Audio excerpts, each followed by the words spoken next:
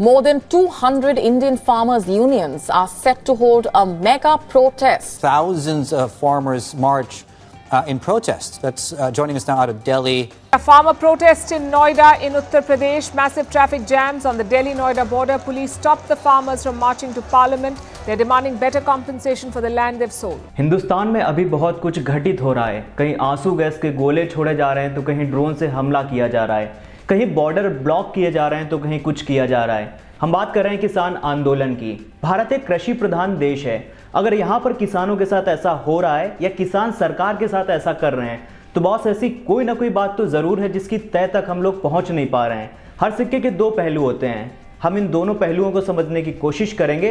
तो चलिए शुरू करते हैं। नमस्कार, आप देख रहे हैं राइजिंग भारत की खास पेशकश सरकारी बवाल। मैं हूं अविराज। देखिए, भी कुछ दिन पहले ही किसान मजदूर मोर्चा के संयोजक सरवन सिंह पंडेर ने एक बयान दिया। उसमें उन्होंने कहा कि सोशल मीडिया के पन्ने बंद करना या इंटरनेट बंद करना कोई तरीका नहीं हुआ।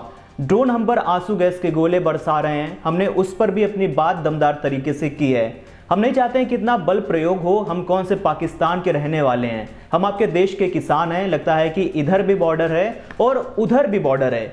ये बयान तब दिया गया जब केंद्र सरकार और किसानों के बीच गुरुवार देर रात तक चली बैठक भी बेनतीजा रही, यानी कि कोई भी हल नहीं निकला। यह बैठक चंडीगढ़ में रात करीब 1:30 बजे तक चलती रही। इस बैठक में पंजाब के मुख्यमंत्री भगवंत मान के साथ केंद्र सरकार की तरफ से केंद्रीय मंत्री पीयूष गोयल, अर्जुन मुंडा और नित्यानंद राय शामिल हुए। देखिए, किसानों ने अपनी मांगों से पीछे हटने से इनकार कर दिया था।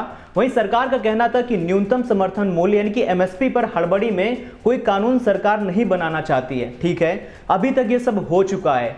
अब थोड़ा सा बैकग्राउंड समझने की कोशिश करते हैं कि पहले क्या हुआ था। देखिए, जो फार्मर प्रोटेस्ट इंडिया में शुरू हुआ वो लेट 2020 में शुरू हुआ और 2021 तक चलता रहा।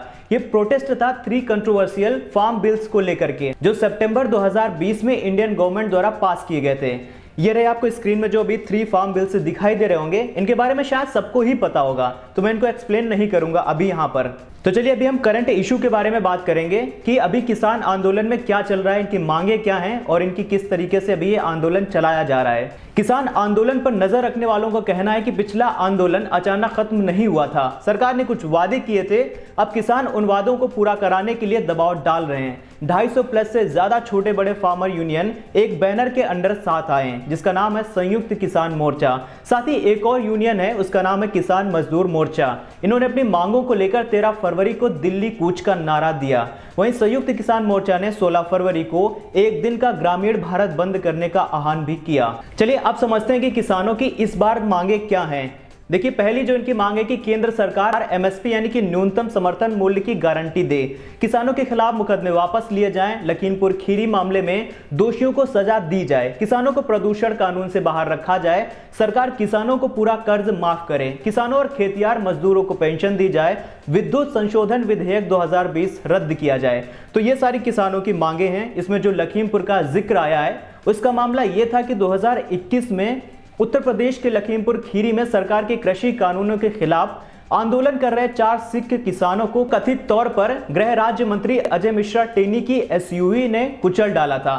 एमएसपी को लेकर संयुक्त किसान मोर्चा के नेता जगजीत सिंह डल्लेवाल ने कहा है कि ये विडंबना है कि जिन एमएस स्वामीनाथन को सरकार ने भारत रत्न देने का ऐलान किया, उन्हीं के नाम पर बनी कमेटी की रिपोर्ट को लागू नहीं कर रही है सरकार। दरअसल ये स्वामीनाथन आयोग की सिफारिशों में कहा गया है कि किसानों को उनकी फसल की लागत का 1.5 गुना मूल्य दिया जाना चाहिए, लेकिन अभी सरकार ऐसा नहीं कर रही है। आगे देखते हैं कि इसमें क्या होता है। देखिए, ये बात तो सही है कि 4 महीनों बाद चुनाव होने वाले हैं। अभी सरकार से वादे पूरे कराने के लिए दबाव बनाने का सही समय है। एक तरह से अगर आप ये देखेंगे तो ये एक रणनीतिक कदम भी हो सकता है। तो वहीं पर डल्लेवाल ने यह भी बताया कि हरियाणा में पुलिस की गाड़ियों से ऐसा ऐलान हो रहा है कि किसान आंदोलन का हिस्सा ना बने।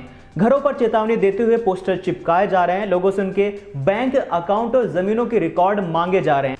पेट्रोल पंप मालिकों को कहा जा रहा है कि किसानों को डीजल ना दिया जाए। किसान अगर ट्रैक्टर लेकर निकलेंगे तो उन्हें जब्त कर लिया जाएगा, उनके पासपोर्ट जब्त कर लिए जाएंगे।